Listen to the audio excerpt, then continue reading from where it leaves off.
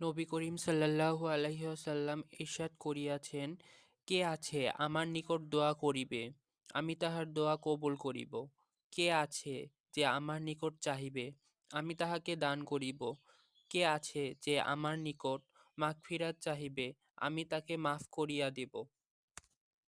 জানতে হলে হাদিসটি অবশ্যই পুরোপুরি শুনতে হবে।